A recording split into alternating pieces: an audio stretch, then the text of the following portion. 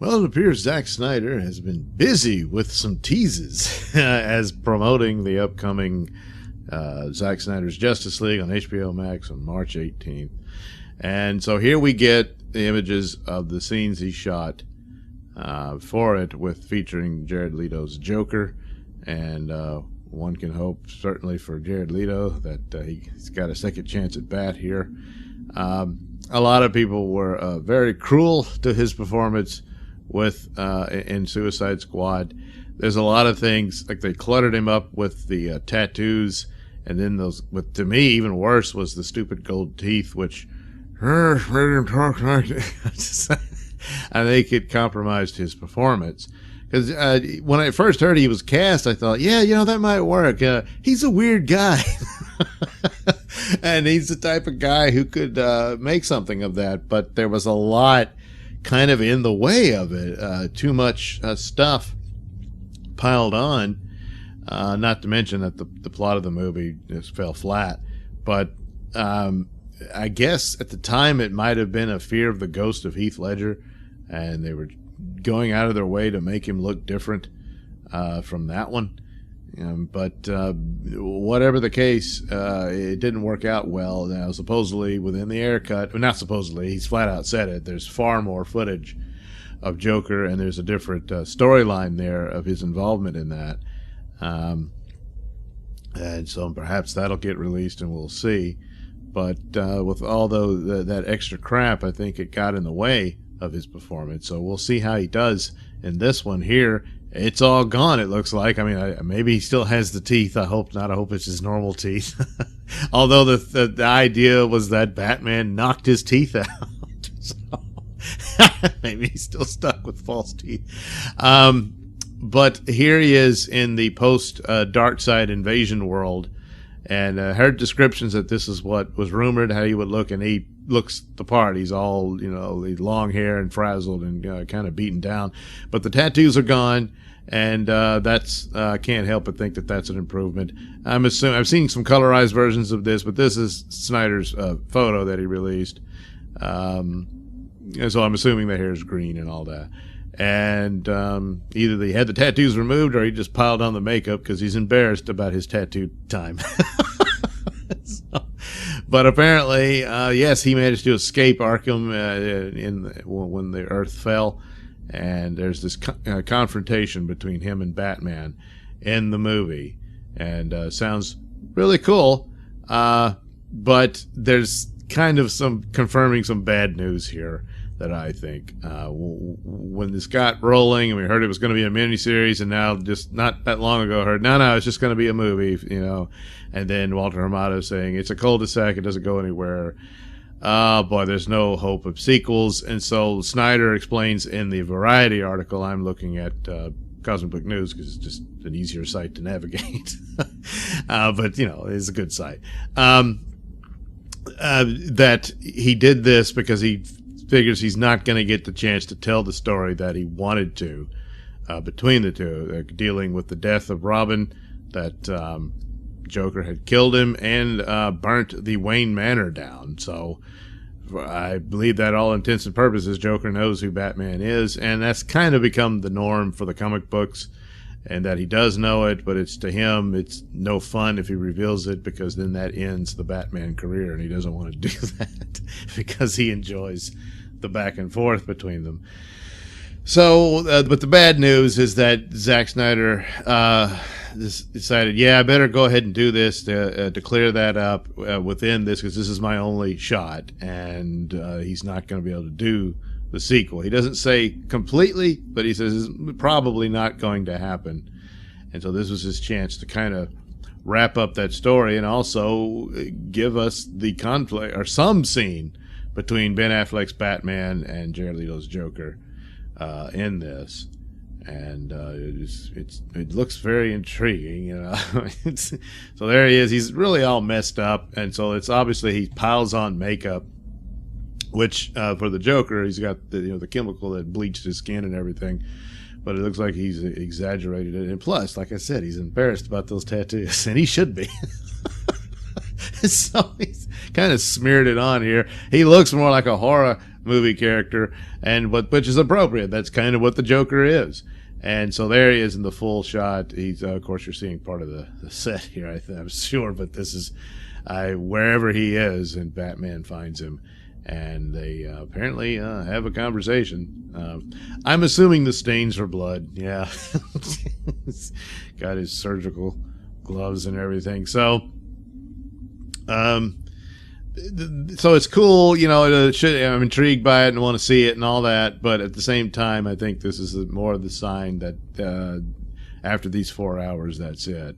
We're not going to get a Batman series of Ben Affleck, which is unfortunate, and we're not going to get the totality of Zack's story, which was a 3-part deal. You know, this part was supposed to have happened in the sequel, you know, in Justice League, or maybe even the Justice League 3, I'm guessing, because I think the sequel was supposed to deal with Batman deciding to take the offensive and lead the Justice League to Apocalypse to eliminate the threat of Darkseid after they see him at the end of the original Justice League film. After Steppenwolf is defeated and Wonder Woman chops his head off. And, well, we see why she chops his head off. I'll talk about that in a bit. And they see Darkseid, and then, oh, there you go, and Batman realizes the true threat, and they go, but they lose. They get their asses handed to them, and Earth is taken over, and so Barry Allen's time travel abilities are deployed, and that's what they do, and that's how the whole thing got started, where Batman sees the vision because the Flash from the future is about to arrive to him, and you have to conclude, I mean, I guess there should have been more to explain it, but maybe they will in here, but I get from it that the reason Bruce Wayne is dreaming this is because of Barry's arrival. It's causing him to see the future, and that's why. It doesn't mean he has any psychic abilities or anything like that. It, of course it doesn't, but it means Barry Allen doing this, all those distortions, it's having an effect on Bruce Wayne's mind, and that's what it's doing. And so he gets that vision of what the future looks like if he fails, and he's trying to figure out what it is, and that's, you know, kind of the motivation with Superman's resurrection, is to keep him from going to the dark side, if you will, to Darkseid, literally. And it looks like he's gonna fail, and so he's got to do some time warp chicanery here to undo it. And ultimately, I believe the plan was that Batman dies at the end of that, but they get their happy ending at the for the rest of them, and Lois and Clark get married. She has a child, and they name the child Bruce, and there you go. So that's all sweet and nice. But of course, the other leak was Steppenwolf wiping out the Amazons. And it's extremely brutal. I mean, his back is loaded with spears and whatnot that are fighting him with everything they've got. And keep in mind, these are super powerful women, and he's just slaughtering them there. And that's probably part of the part they said, oh, it was too scary, Zach. But it's just, that's the full-on force. And you have to, the idea is Steppenwolf is supposed to be this serious threat. And he's kind of a cartoon joke in the theatrical version of that, and the theatrical version, and of course looks stupid and everything. But this one he's monstrous and he's brutal, and that's why it's such a big deal when the Justice League takes him down. And also, you fully understand why Wonder Woman chops his head off. She went for the head, and she didn't miss. And of course, this is why. There's a scene in the theatrical version where he says that, you can share your blood with your sisters because, he killed some Amazons, but not like this. And Wonder Woman gets upset. She's going to be completely enraged, knowing what he's done, and that sort of thing. So the payoff is all the more, it just has more impact to it. So you're seeing some of the reasons why it's going to be rated R. Of course, there's already people who just hate the man, just because, I don't know. I guess because only Marvel can be cool is some of that aspect to it. For whatever reason, they've decided he's part of the enemy. He's even calling him alt-right and stuff. I mean, the guy's a Democrat. I shouldn't even enter into it, but that's the world we live in now. Saying he's a misogynist and he has a terrible problem with women in his movies and all that. The Amazons are super powerful. They give as good as they get in that battle. But Steppenwolf is a god, and he's going to get the mother box out of that, and that's how that's going to happen. And he's brutal, and I suppose there's ways he could have done it where it's off camera or whatnot, but the same thing happened in the initial movie, and so it's BS. They're just trying to slap him with something, and that's what that is. But obviously, it gives more gravitas to the villain and to his ultimate end at the hands of Wonder Woman, and justifiably so. So, but this will go in one ear and out the other with those people, and that's just what it is. For whatever reason, no matter what Zack Snyder does, he's just going to be a target of that. And so, what are you going to do? Never mind the fact that they're perfectly fine with other movies that are even more violent or sexed up or whatever it is they're griping about. It just doesn't seem to matter. So, yeah, just do your best to ignore that crap. So, maybe here we have Jared Leto gets a second chance here. But it's probably the last bow out of that version of DC as they go forward, because something's going on behind. They're not getting along. I don't know what it is. It doesn't make sense. The only thing about this is, again, of course, how does it perform on HBO Max? As I keep coming back to this, it can't just do good. It has to do fantastic. It has to really blow it out. And I thought it had a better chance of delivering numbers as a miniseries than it does as a one-shot film, because of how streaming works and how you keep people coming back, and it becomes their Mandalorian. I don't think it's going to be able to do that as a one-shot deal. It's done. A bunch of people subscribe, I'm sure. They watch it and then they cancel. And you need a little more than that, and it's really got to blow it out. And I don't know that it can do it, even if it's a masterpiece, So that's unfortunate. And so if it doesn't even perform, if it's just under the number, it's like it just needed one more number, and then, okay, Zach, we're going to do Justice League 2. But if it's just under it, it appears to be the camps hate each other so much, just my speculation and guess, that even if it's just one number lower, so, well, we're moving on. You had your shot there, Zach. That's enough. And that might be the case, which is unfortunate, because a lot of these details, I've seen Zack Snyder's films as films I enjoyed, but I also saw them as having flaws, most notably Batman versus Superman. But despite that, I still like them, and I've always wanted to see his version of it, and that's all I asked for. I don't know why it had to be this ginormous thing. But it was, and so I look forward to it. I don't know what to expect, that it's going to be this great thing, or it'll be similar to Batman versus Superman, what have you. But the alternatives that I'm seeing with Birds of Prey, Aquaman was a fun movie, but it was a little bit more of the silliness. It wasn't as distracting. Well, it was distracting, I have to say that, but not to the point that Justice League Theatrical was. I don't know. It seems like Warner Brothers is still a big mess all over the place, and the word is out of the set of the Batman film isn't much better. So, I don't know. I would have liked to have seen them stick to a structure. I didn't see enough in those numbers to justify abandoning it altogether.